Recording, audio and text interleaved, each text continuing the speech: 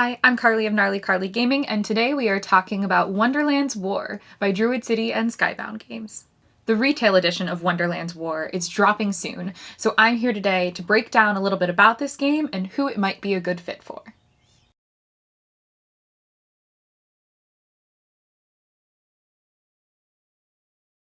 In Wonderland's War, all of the famous faces of Wonderland are going to battle.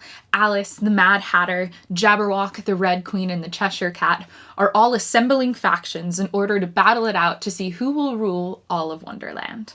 Gameplay consists of 3 rounds, and in each of those rounds, players go through a tea party phase, a phase of polite looks as well as battle preparations, and then a war phase in which they actually fight it out, utilizing the strengths that they've unlocked during the Tea Party phase to give them the most advantage possible when trying to claim key regions of Wonderland. At the end of the game, whichever player has the most points from their battle conquests as well as some private personal feats will be named the victor. During the Tea Party phase, players will take turns moving their character's standee around the Tea Party table, collecting the benefit of whatever plate they stop in front of. This is where each player will start to prepare for battle. Benefits they receive can allow them to deploy loyal supporters to locations around Wonderland, recruit Wonderlandians with special abilities to help them, unlock special faction abilities, and even acquire new chips to place in their battle bag. These chips are essential to the battles to come. Once all players have acquired 4 cards from their Tea Party, each getting 4 essential actions to prepare themselves, they will then place their leader on any of the regions of the board, adding strength that their leader provides to that region. Once all leaders are set, war begins. Battles each occur one at a time. To start a battle, players will first determine their starting strength. They'll look to see if their leader provides any strength and value, if they have any Wonderlandians that add to value, and though they might have loyal supporters there, their generic supporters don't add any basic strength. However, winning a previous battle can ensure that you have a castle in a region, which does provide 2 extra strength to a person in battle as well. After setting starting strength, players will start to draw chips from their bag in order to add to their strength, essentially their battle tactic. Players can keep drawing tokens until one player has reached 25 in battle strength. This is an automatic win. However, most battles do not get this far. This is where madness comes into play. In Wonderland, we are all a little mad, and in this case, it means that in our battle bag, we all have chips that are madness chips, and they will eliminate your supporters in your battle. If you pull a madness chip, unless you have a shield to block it, you will slot it on a madness track, and one of your figures will be eliminated from battle. You'll always nix your loyal supporters first, they're very generic, then your Wonderlandians, and last you could nix off a leader. If you ever run out of people on the board, well, you're eliminated from that battle, regardless of what your strength was. And so often players will decide to stop drawing from their bags when they're at a secure spot or if they're risky. If they only have 1 or 2 figures left, a basic madness chip might hurt one of them, but if you pull a double madness chip, then you could be fully eliminated from that battle, not getting any benefits from coming in first or second at all. So often, players will decide to stop pulling chips from their bag out of fear of losing units. In this case, once everyone has passed from pulling, you compare the highest totals to determine the winner. Whoever has the most strength or is the last standing will receive the region's victory point bonus for the round.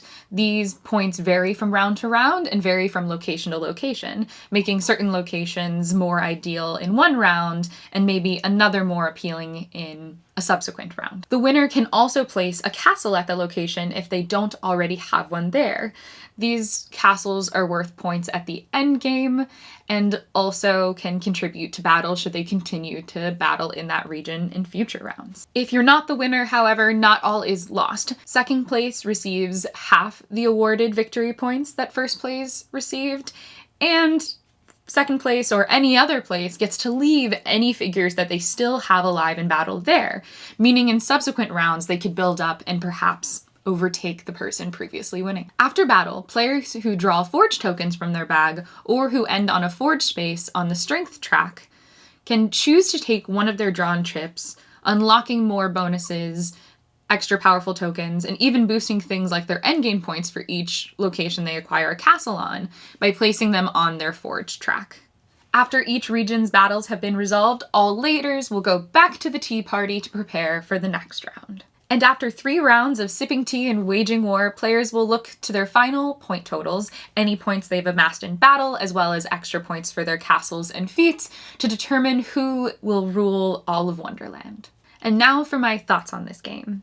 Truly, every single person I have taught this game to has found it incredibly charming, and I do too. One game that was a super huge hit was Quacks of Quedlinburg, and this is basically what I would call battle quacks. In Quacks of Quedlinburg, you're basically making potions and drawing tokens. You can choose to stop so you don't bust out, have your potion explode, all of those things. And it was very much this individualized potion making that was just comparative at the end game. This is Battle Quacks. It takes that and makes it player interactive, and it takes all of the charm of that push your luck and brings it into a social space in such a grand and beautiful way. Because it maintains the lightness and the joy and the silliness of pulling chips from your bag and kind of hedging your bets of what you'll actually get, mixed with some really expansive bag building, as well as other forms of strategizing in terms of how you want to build up your forge tracks and how you can use your faction abilities. It really just takes it to another level. And most of that is because of the tea party phase, where we all have a chance to really prepare for a battle. And so we can make really strategic choice, both about what's going into our bag, but also about the bigger picture of our faction and what our playstyle will be each game. I love Push Your Luck. It is silly and fun, and I think it belongs in this genre of a way more social experience. There is so much social joy in it. I mean, I didn't even mention this when I was giving the preview and explaining the game, but when you're not in a battle, you actually get to place bets on who you think you will win. That gives you a chance to acquire extra tokens to go into your bag, but it can give you shards, which are negative points at the end of the game if you're wrong. And it's just so fantastically fun. And the asymmetry and theme just add to the whimsy of it all. The Red Queen, one of the special abilities that she can unlock for her faction is that when she shows up at a location, when you place your leader figure there, she can axe one of their heads and basically just tell someone to off one of their people before the battle even begins. The Jabberwock can poison other players, adding essentially extra madness into their bags if they take certain tea party cards, kind of reading the room and figuring out what people might want so they can kind of nerf them a little bit. It's just thematically so delightful. And I know that there's all this hype around Kickstarter copies and Kickstarter editions that are so, so beautiful and special, but honestly, the retail edition lives up to the quality. The one big thing is you have standees instead of minis, but the art and the quality are really gorgeous. I think it is a wonderful game at the retail price point.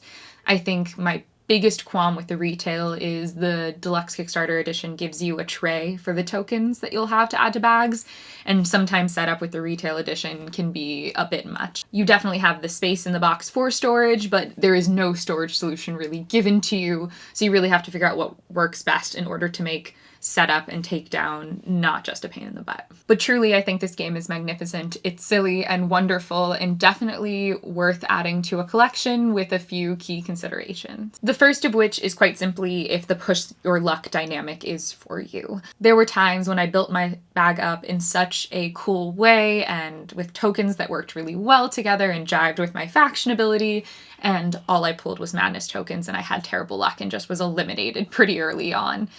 Round to round, brutally, and then some. With luck and pushing it, of course, I could have stopped and hedged my bets, but there's also a chance for just the luck to not go in your favor.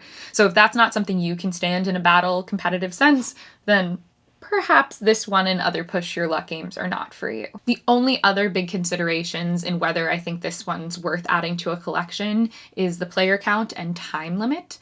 I really do think it shines with the 4 to 5, the maximum player count. I think 3 is pretty good too. But with the regions on the board, I think it's just more fun when a lot of people are there, or if only a couple people are in battle, when multiple people are betting on it.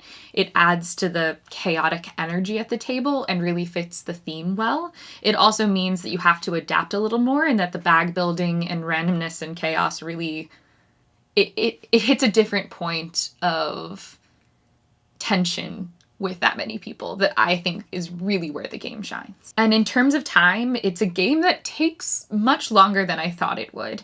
It's advertised as 45 minutes to over 2 hours, and I was not able to see a game under an hour and a half. Granted, most of the games that I played, I was teaching at least one new person the game, which adds to the longevity of time it takes to think about different turns and what you want to do. But I think the casual nature of the game and a core of silly mechanisms that it brings kind of creates a casual energy in gameplay. That and needing to resolve every region on the board means that it just takes a while. If people are taking their time to think about the things they want to do, the stuff they want to upgrade, it's a long game. It is not your 30-minute night under. It is a proper full tea party. And so I would budget about 2 hours or so at least for a game of Wonderland's War. And so really the consideration is if you have that group of 4 to 5 people that want to play a game that long. Granted, it's not a taxing 2 hours. It's very light and joyful. You can think as deeply as you want, but you can also just be chaos energy with it. I think it can suit a wide array of crowds and thematically is very close and fun for many. But those 3 considerations I think are important before putting this one into your collection. For me and mine, it's been a phenomenally fun time, and I'm very, very happy to have a copy myself. The mechanisms all flow to open up this whimsical world of wielding power with plans all quietly made over tea. So that, in a nutshell, is Wonderland's War, hitting retail April 20th. Let me know in the comments below if you have any questions, and otherwise, I will see you all for the next video.